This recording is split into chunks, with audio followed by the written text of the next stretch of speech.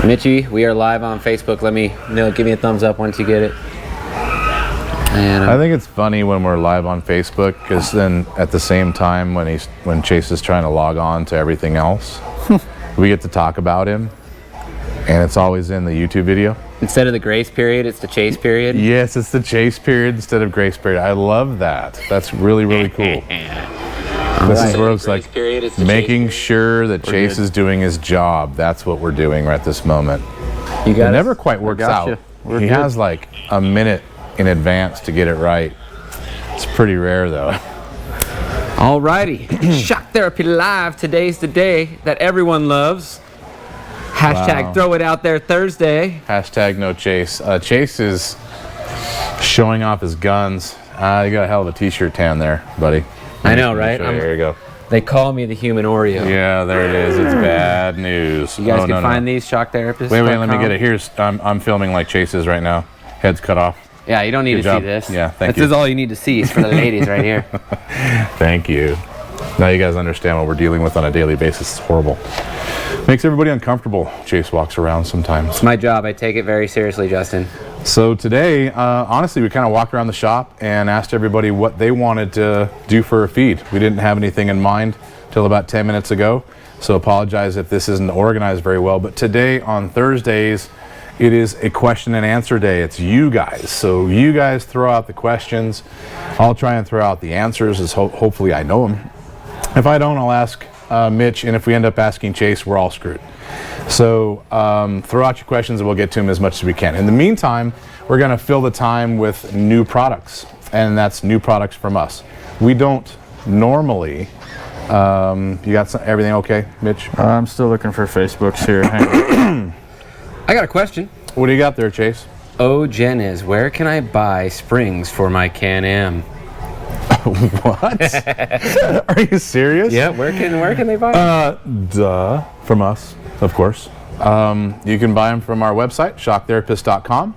You can give us a call at 623-217-4959, and all of the guys up front, which is Mike, Milo, JT, James, sometimes Ernie, Savino, and Sam.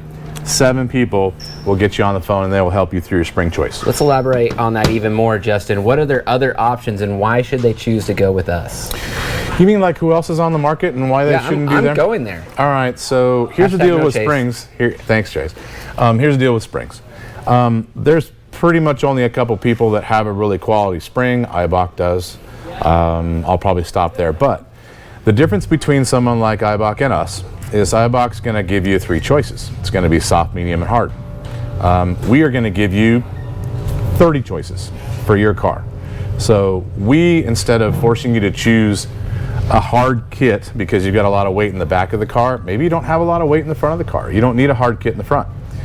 We are going to modify our spring kit according to your accessories, the way you drive, and a whole slew of other details that are on our site if you go on there and check out that whole list. But in essence, we can modify spring rates, 7 different rates on 8 different springs. So we're going to make it a perfect kit for your application. That's where we really shine, getting all of that information and making it perfect for you. Also, our springs are warranted for life. Ibachs are warranted for a little bit.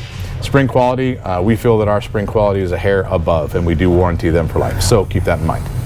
Just to remind everyone, if they go live today, what are they getting? If you go live with us, we're going to give you a t-shirt. We might even throw in some other stuff. I got koozies and other things we can tease the box a little bit.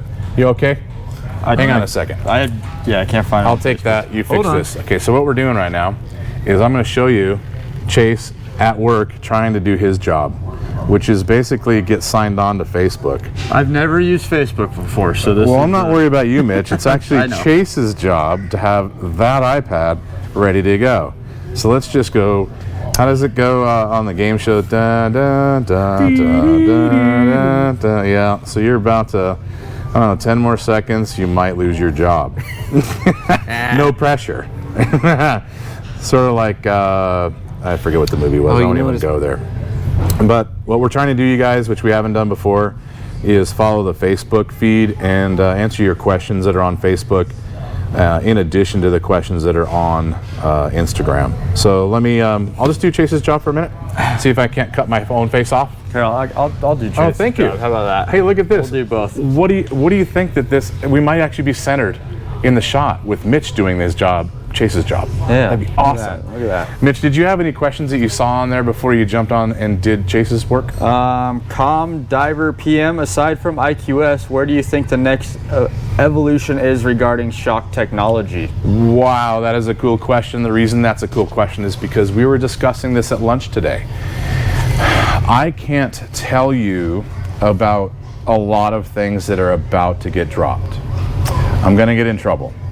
But I can actually tell you in the future, and not that far out, a lot of electronic advancements are about to happen when it comes to shock stuff.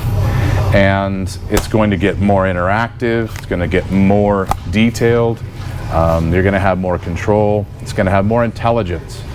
So here shortly, a lot of big changes are going to happen when it comes to shock. And also on horsepower and transmission also. So I'm going to have to leave it at that.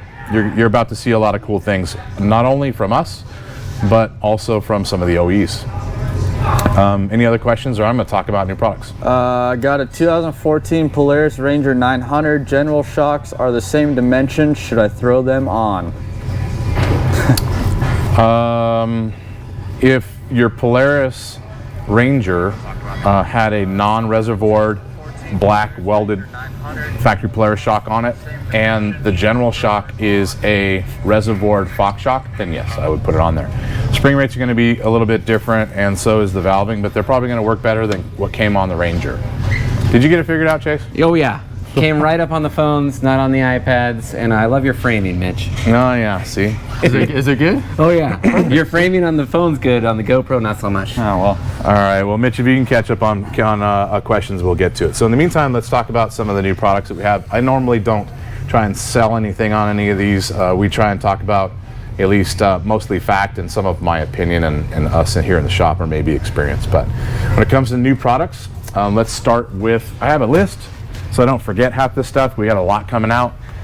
But spring kits, we have Can-Am Maverick Sport, and that is actually right behind us. Take a look at this car. We are doing a ton of testing on this as we speak. Shocks are off the back. But not only on the Sport do we have spring kits and internal shock work available here really soon, like give it a week. But these spring kits are going to work on a lot of these other models, and Mitch has the list of those. Maybe well, not on him. I did. It's, and I have it over there. Why don't you grab it real quick? Yes. But this spring kit's going to work on 4 or 5 different models of these sports.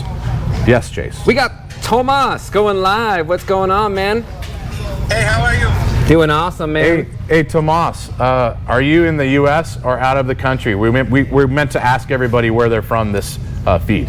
South America, Uruguay. Uruguay, awesome, man. Thanks for tuning in. Appreciate that. You're probably like about an hour or two behind us, right? What time is it there? It's 5 o'clock in the afternoon. Oh, you're ahead of us. Yeah, I was way off. Sorry about that. It's 5 o'clock somewhere, man. Thanks for calling in, man. Videos, man. I enjoy learning a lot with you guys. Thank you very much for tuning in. Do you have any questions we can help you with? Yeah, so the question is, can you give us advice for me and a friend? I have a 2020 X3 RS, and my friend has a Polaris Pro XP. Okay. We need to know about alignment settings for just dirt circuit racing. We don't jump a lot. Okay. Is the dirt racing that you're doing, does it have any man-made jumps or whoops in it, or is there pretty much flat cornering? No, just most flat. Okay. So we would consider that really close to like a Lucas Oil short course racing setup. And for us, that's going to be really low ride heights, and we're going to run a little bit of negative camber in the car. For both cars, I'm going to go with about the same numbers here. So try and shoot for about 10 inches of ground clearance if you don't have big whoops that you're dealing with. You can get the car down to about 10 inches off the ground. You don't have an alignment choice in the front of the car because factory Can-Am and Pro XP front arms are not adjustable. But you're going to see a lot of advantage in the rear when it comes to camber. So if you can do a negative camber of 1 to 1.5 degrees negative, which would be like that, in the rear, then that's going to help the car corner a lot because it comes in, it kind of takes a set. When it leans over, that negative camber at ride height is going to lean over and that tire's flat, and you get a lot more traction when you do that. Also, I would really suggest anti-sway bars on the car. You need to run a lot more than the factory car has. So on the, we don't make anything for the Pro yet, but if you can go stiffer, I would. On the X3, I'd run our front and our rear bar, and then you can stiffen the car up and it'll stop all the body roll, and your cornering speeds are gonna go way up. Toe set, in the rear I'd go a 1/4 inch toed in the front I would go a 1/4 inch toed in. I would try toed out by a 1/4 of an inch. If you have access to the track to run lap after lap after lap, start toed in 1/4 of an inch and then try it toed out and see if your corner entry is a little bit better. I have a feeling it won't be, but sometimes it does work that way, where toe out can actually enter the corner a lot better, but you need to try it both ways and find out. Okay, perfect. And about the lowering, it's done with those rings that you can lower the spring, right? Yeah, so it's the upper preload nut. You're gonna raise that preload nut as high up on the shock as you can get it. When you lower the car down to about 10 inches, what's gonna happen is you're gonna raise that nut, which lowers the car. When you jack the car up and let it droop out, the springs are gonna be loose and rattle. So you really should restrict the amount of droop that the car has once you lower it that far. You might have to run limit straps on the front and the rear. Drop it down to 10 inches and then limit the extension so that it doesn't get to where the spring is fully loose. You're not going to be able to use all the travel when you go all the way down, but if you don't need the travel with how you're racing. No, we don't jump yet. Right. Cool. Perfect, appreciate it. Thank you. Hey, give us a shirt color and your size in our private message, okay? And we'll send it to you. Okay. All the way down Uruguay. That's Have a good one. Take care, bye. Take it easy. All right, so back to the sport. Mitch, what sport models are these spring kits going to fit? Maverick Sport XXC, the Maverick Sport XMR, and the Maverick Sport XRC, which is this one right here. So we're going to have a lot of models covered by it, and I will tell you from testing this car the last month, for at least a few weeks, there's a giant difference in how the car works. It's pretty much a skateboard with no travel, factory, and with a spring kit it starts to work really, really well. It works even more amazing after we get inside the shock, so you guys are going to have a lot of options when it comes to these. Other things we have coming. Question? There's a ton. Okay, let's do questions. I got a live feed here. What's going on, man? What's happening? Hey, what's your name? What up? Hey, it looks like you guys are having a great time. Is that the Cinders? No, we're on a Unsprung. We just stopped just to ask a little question to Justin. How do you manage to keep the trucks clean? How do the shop clean? Is that what you said? Yeah, the trucks. Oh, the shocks. Oh. How do we keep the shocks clean? The coating is, all these cars are all dirty and the trucks are clean as hell. Okay, that's like the magic force field I think you have on your particular shocks. Good job, man. Or that, or you hit a rag before you signed on. Thank you. Ragged it up, cleaned it. That's pretty badass. Thanks a lot. I wish I was up there running around. The weather's nice up there. It's beautiful. Come on up. We might just do that. Thanks for signing in, man. I know you got a bunch of shirts anyway, but let us know what you need. What's your guys' ending destination today? Where are you going? Where are you headed? Sedona. Awesome. Nice, beautiful country up there. If you guys are on the feed and watching this, then look up, Google Sedona. It's beautiful if you haven't ever heard of it or seen it. Hey guys, Over there in a little while. send us t-shirt sizes. We'll get you out some. Definitely. Thanks, guys. Thank you, man. Questions, Mitch? Let's do rapid fire. Kathy on Instagram, is the IQS system have lifetime warranty? IQS system is warranted for life. Yes. Answer is yes. We back up everything we do. There's quite a few IQSs right there on the shelf. I'm going to go with about, I don't know, $400,000 worth of inventory. So we can ship, we can install on the spot. We don't have to wait for it to come in. Clayton Roush on Facebook, piggybacks versus remotes. So I prefer piggybacks over a remote. The reason is, but it's not a huge difference, and you can run either one of them and not really tell.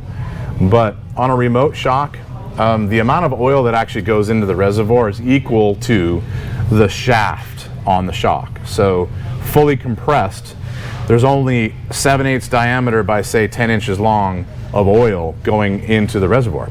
If it's a piggyback, it makes it into the resi, it mixes, which cools better and comes back out. If it's a remote, it won't even go all the way down the hose. So oil never actually gets to the reservoir and mixes, so cooling is better when you have a cooling, and function is a little beter on a piggyback. Go ahead. I got Frankie live with us. What's going on, Frankie? Where are you at? What you driving? Well, I'm here in Fern, Tucky, Nevada. Work for Polaris. Just super excited for your 2020 Pro stuff coming in. Us too. Got in line for that. You said you work for Polaris, or you have a Polaris? Yes, I work for Polaris. What do you do for Polaris? I work at their distribution center in Fernley, Nevada. Yeah, I'm going to ask you a question. How empty is the distribution center with all the dealers selling every car and the factory being down on production? We're having a record month in sales right now on parts. On parts, but does that mean, do you guys have cars in stock over at the distribution center, or are you just doing parts distribution? We're taking care of the West Coast for Polaris. So all the dealers at Rocky Mountain, BT, West Coast. That's badass, man. I know the industry has been super busy through COVID, and it's kind of weird that happened and hard to understand, but we're not going to question it. We're pretty happy with that, and all the dealers I talked to have set records too. Yeah, we're just booming. So anyhow, I just want to touch base with you guys. Looking forward to the 2020 XP Pro stuff you guys are working on. Well, let me tell you what we have. So currently on all Live Valve Pros, we have internal shock work, spring kits. We're working on sway bars and some other products. There's a Pro right behind us. If you have a Velocity Edition XP Pro, then we have internal shock work and spring kit for the Velocity. But looking at this car, you can see that this has a brand new shock from Fox on it that is only from us. It's a Fox RC2. Right here. So, right behind you, there's a walker on the car, sorry, and there's Fox RC2s right here. These Fox RC2s are only sold from us, and you're going to have high and low speed compression adjustment and rebound. So if you bought a Velocity car, you have an upgrade available, and these can get IQS. So if you have a non-live valve car, you can upgrade it to an IQS car real easy for the Pro. And we have a ton of other stuff coming out. I really like the Pro. You probably heard me say that before. You guys really nailed it, in my opinion, on performance with the car. It's really awesome. Awesome. You guys have a good day. I got to get back in. Thanks for signing in. Give me a shirt size, okay, and a color, and I'll have Chase send that to you. Thanks. # no chase. Right on. No chase. Oh, perfect. Questions? Mark L. You see that, Justin? I got ins at Polaris. You do. You're tied. Mark L. 2103. What about base model for the sport models? Doing spring kits for that? We do. We have the Maverick Sport, the Maverick Sport DPS, and the Maverick Sport Max DPS coming soon. So there's your answer to that question. We have a ton of stuff coming for the base ones. Keep going. I'm going to go back over to the shocks. AJ Starzik on Facebook. How does spring frequency play into your spring packages? Do you change them from factory? Spring frequency would be the harmonic in a spring. If you were to throw slow motion video on a spring as it compresses, you'll find that it'll vibrate back and forth on the shock. So if you really are talking about frequency, it doesn't play into what we are doing. Most of our spring rates are heavy enough to where frequency does not become a big problem and hurt shock bodies. And it doesn't tear up the spring. As far as you might be considered, instead of calling it frequency, you might be talking about rate. Rates are exactly what we change on all of our stuff and what we test. It is pretty much the single thing that we are considering when we're doing our spring kits, our spring rate changes and how that functions with the car transferring from a combined rate to a single spring rate. Chase is trying to get Ryan K. Mitchell to go live with us real quick. Let me know if you do, Chase. I'll let you know. All right, what do you got, Mitch? We got Jesse Nelson tuned in again. He wants to know, how does a tire work? How does a tire work? You might have to talk to, Steve's going to love this. Yeah. Hey, call Stephen Bell at Method and ask him how a tire works and tell him I sent you. He will love me. It's round, it rolls, it touches the ground. Pretty much how it works. Paul Young. Chase. I got Mr. Strickland here. Looks like he's hard at work. What's going on, brother? Where are you at? What are you driving? I'm in Labrador, Canada, driving 2018 XP Turbo. Oh, that's Right pretty on. cool there, bud. Hey, how's the weather up there right now? It is pouring and rain. Ah, sorry to hear that. Typical. What's your question, man? Just the solenoids or adjusters on the IQS versus the Dynamics, are they the same? Can a set of dynamic shocks be have the IQS added to it to make it work with that system, or is that just exclusive to the Dynamics system? So the adjusters are completely different. A Dynamics adjuster is a magnet plunger, and so there's a magnet on the outside of a needle in the middle, and it is constantly adjusting the flow rate inside the adjuster. And it's being adjusted by the ECU. The ECU is getting sensor inputs from everything in the car, whether it's throttle, brake, steering, all that. A dynamic system is more live and intuitive than the IQS. The IQS is a stepper motor that basically turns and adjusts the compression adjuster just like you would with a wrench. It's basically adjusting the compression adjuster for you.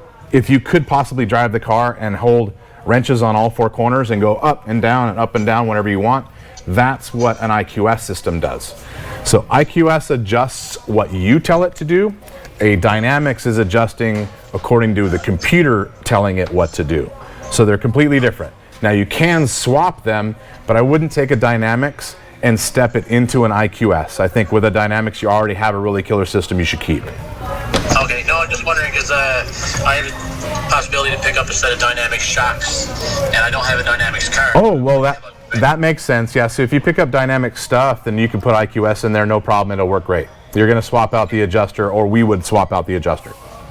Yeah, and are the Turbo S shocks the same length as an XP? No. Turbo S is its own special length, and you can only use Turbo S on Turbo S. XP Pro is also a different length than any of the previous XP or Turbos.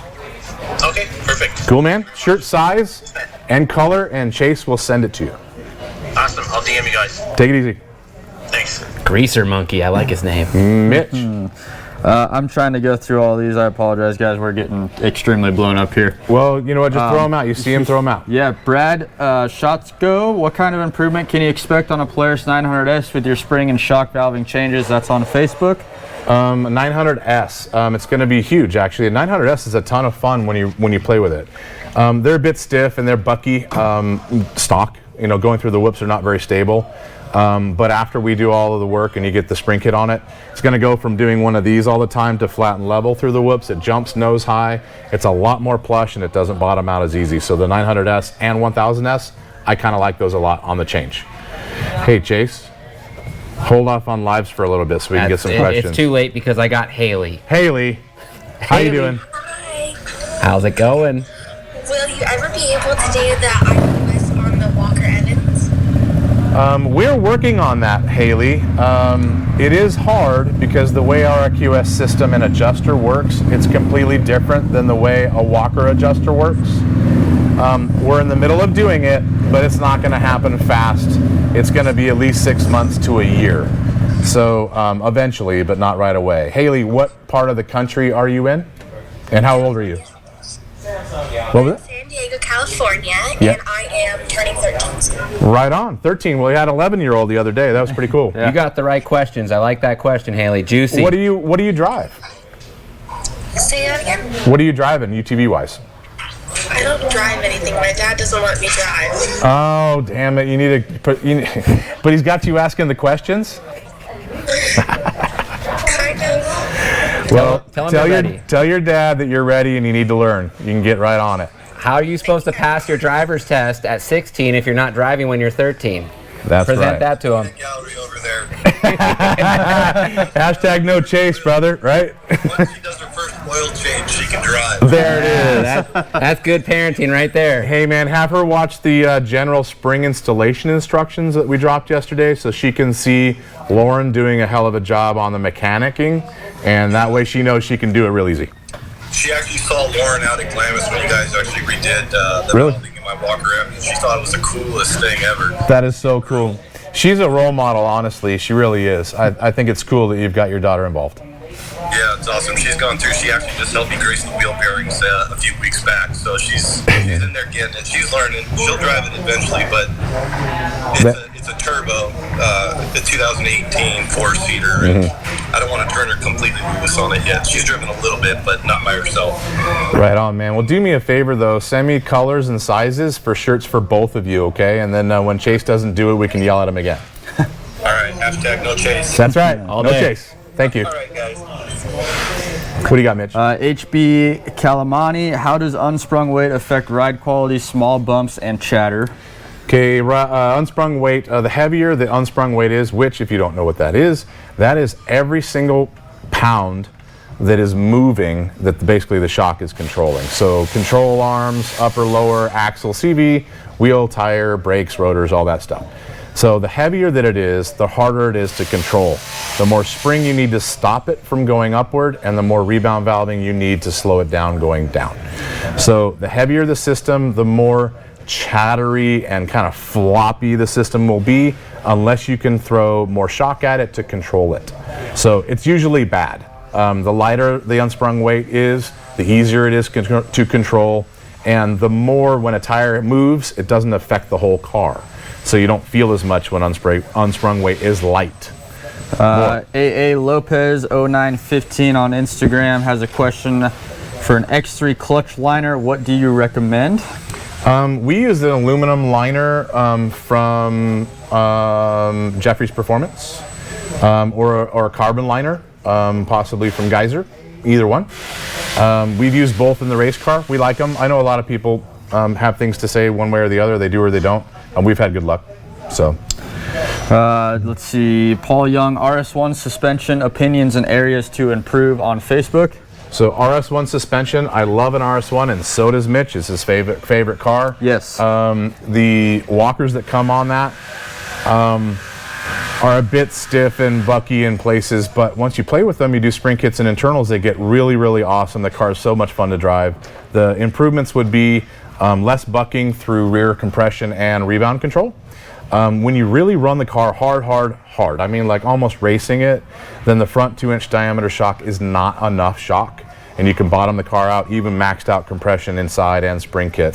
So if you're gonna go that far, then a bigger diameter front shock would be the last thing in line to upgrade that system to do anything you want in the car, even big air.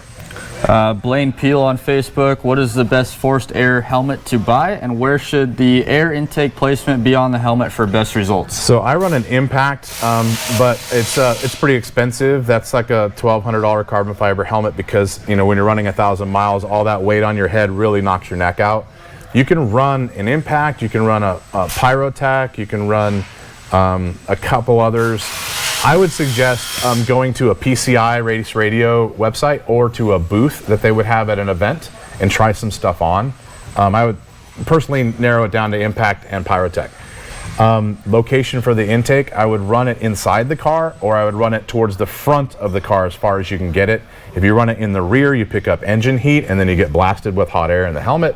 You also get dust. So everything behind basically your back inside the car, everything behind you is a ton of dust when you're in the desert, and that gets cycled through the air cleaner of that clean air if you have it mounted behind you. So do never mount it rearward. Always cab and forward if you can. Nate Birch, have you found the solution for a loud clunk in the rear of the Pro XP? Is it the sway bar? I'm trying to think. I don't think I've ever heard the clunk. I also got Travis connecting here live. Back to the clunk after Travis. Hi, Travis. What part of the country or world are you in? Hold on, he's still connecting here. You were early. It said connecting. Hold on. Now then, don't stop us. Back to Mitch's question. So what was it again, Mitch? Clunk. Clunk. Clunk XP Pro rear. XP Pro. We don't have a clunk in our car. I'm not sure what you mean. I have heard that there's a clunk in the front on other people's. The guys over at Jagged X and Mitch Guthrie all have mentioned it. The guys over at Lone Star said that they found a front hub bearing that was moving around inside the hub, clacking back and forth against the clip, and they were going to be making some spacers to try and stop that. So I don't know. That's just what I've heard, but I don't have an answer for you on the clunk. He's trying to get another live video going here. If he doesn't, I got a really good question here. Alliance Pump Guy, maybe we can do like an overview of the IQS, why we install it, all that stuff. But he asked, never mind, Chase has got a live. We got a live one. Good job, Chase. What's going on, man? How are you? Where are you at? What you driving? What's your question? Well, actually, no. My daughter was the one that called you. She was the one trying to call from my iPad, and it wasn't working. Okay, so right on. Okay. Yeah, and I walked in the house, and she's like, "Oh, they're trying to get you to go live." But hey, I like how you guys are fishing right there. Multiple lines. Yeah, good job. well, I'm a little bit less tech savvy, so Oh, he's like someone else I know. Yeah, that's me. I rely on Chase, and then he messes it up all the time. Maybe makes us look bad. All the time. Yeah. That's what daughters are there for. every time. What state are you in? California, down in San Diego. San Diego. And what do you drive? 2018 turbo. 18 turbo. I told you guys before, With but the yeah, walkers. With the walkers, that's right. Sorry. with all your guys' jazzed in them. Awesome. When you going back to the dunes next? Our last trip got canceled. We're supposed to go out to Arizona Oasis to kind of enjoy best of both worlds with the boat and the side-by-side, but that got shut down with all this COVID stuff. So I'm not sure. We'd like to make a run up to like the Black Creek area. But I've been out of work for close to a year now on a knee injury. I've had 2 surgeries, so I'm kind of limp gimp right now, just kind of getting by. So we'll see. I may end up having to go in for another surgery here soon. So what are you getting fixed? my knee. That sucks. Meniscus or ACL? Well, ultimately I need a full knee replacement, but because of my age, they don't want to do it. So I had meniscus on the second surgery. My first surgery, they did a mild chondroplasty, but I'm still having pain. I'm kind of a hot mess, so I'm not sure what the next step is, if they're going to try to do something a little bit more intricate. But like I said, ultimately I need a knee replacement. It's just Right on, man. Well, hopefully you get through that pretty quick. Do you have a question for us?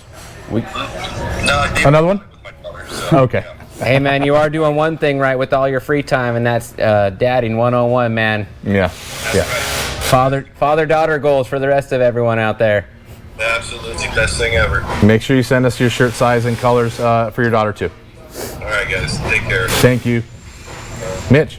So, Alliance Pump Guy, why do you have to install the IQS on a shock, and should a guy do valving if you do the IQS? So the reason that we have to install the IQS is so that Fox maintains the warranty. The only way you're getting lifetime warranty on IQS is if we're the one that install it. This is a kit that's only sold through us, and Fox will only warranty it if it is sold through us, so we have to install it. We don't have any plans anytime right away to change that, because it's not going to be sold anywhere other than us. So I'm not sure if that answers your question completely, but Fox is pretty particular and finicky when it comes to this stuff, and they're not just going to let anyone touch it. There was a lot of process and R&D that went into this, not only on our part, but also on Fox's part with us when it comes to instructions and how the system works. So that's pretty much going to be us putting it on. Now, we can put them in the shock, and you can install the ECU and the wire loom in the car yourself. You don't have to bring the car to us, but we have to put the valve assembly inside the shock for you if you want the warranty. Mitch? Chance Chapman, how much would a set of rear limit straps on a Pro XP run, and lead time? I think we're still working on those ones a little bit. So Pro XP are going to be $269, and lead time is going to be a few more weeks. We got a live one. Mr. Cole. Cool. Hold on, looks like he might be in the middle of something. What do you got, Mitch?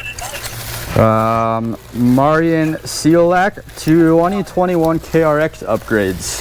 2021 KRX. So we've got spring. Cole, what's up, brother?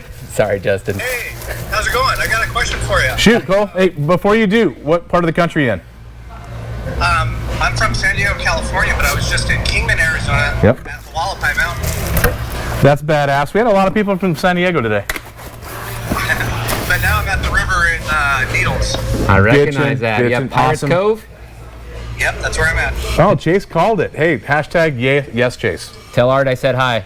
Okay, so when I first got my 2018 Can-Am XRS with Smart Lock, I watched the Fox video, and they said if you have your car incorrectly adjusted for height, not necessarily preload and the crossover ring, more like the settings on this part of the shock right here, these. Yep, compression high and low. Got it. Right. Yep. And that what they were saying is that if you have them incorrectly adjusted, that you would experience something called suspension packing. That's the rebound adjuster, actually. So to answer your question, on the compression adjuster, I'm sorry, I didn't mean to interrupt you. Was that pretty? You're talking about having it wrong and what packing is?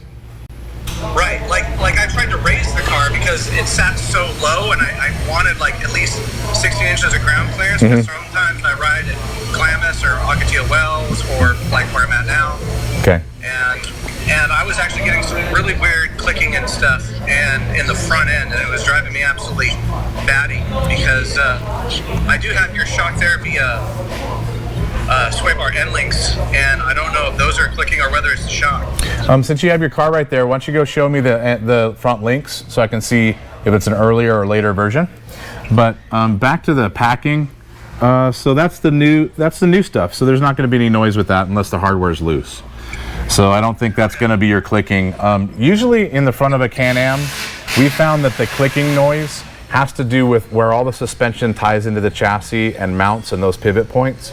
And a lot of that stuff has got really big oval holes in the frame where the bolt goes through, and everything can rack one way and rack another way as the suspension moves and it clicks in the chassis.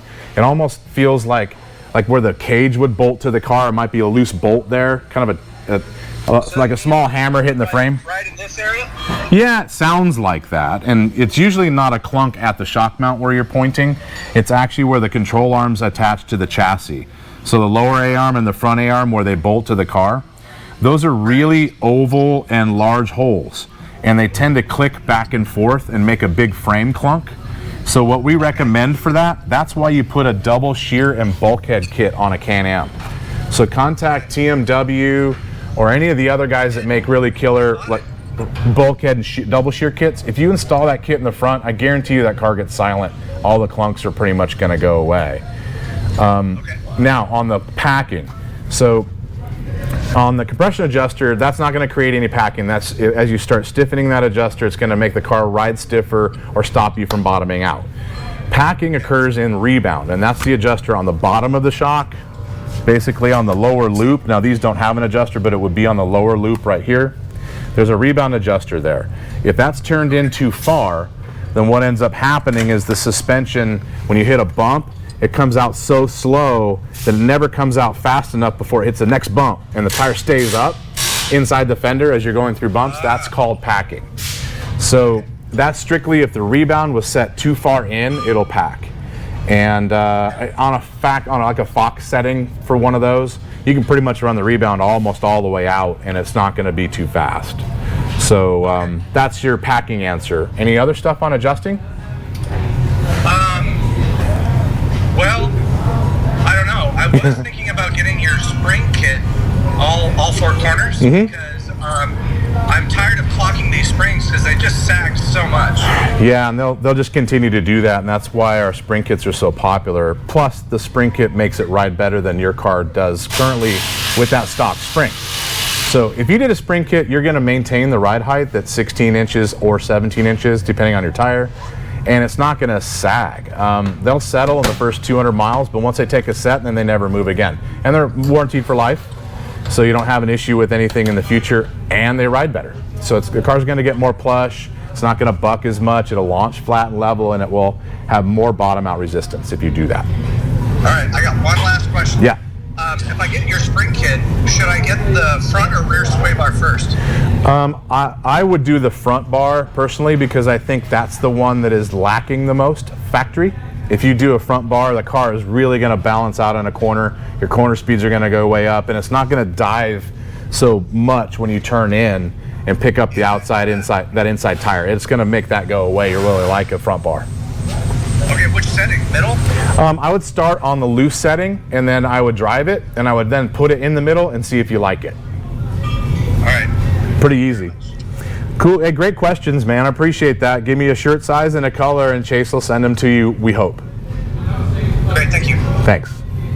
Mitch, Jacob Williams on Facebook. I just got my brand new Razor Pro XP4 Ultimate, and the chassis fault light is on with the shock stuck at 10. Is this something I can unfudge at home? I can't wait to bring my car down from Flagstaff and do the full springs and valve work with you guys. Yes, so on that car, if you have a plug going to the shock that's unplugged in any way or not all the way clicked in, you'll get that fault, and when that happens, all the shocks go full stiff. So I would take the plug that goes into the shock, I would disconnect them, I would push them all back in tight so they click, and then try it again. If that doesn't fix it, then disconnect the battery and reset the system with the battery disconnected for about 2 minutes, connect it again, and you should have that go away. If it persists, then there is a problem with the loom or one of those plugs that's causing it, and your dealership should be able to narrow it down.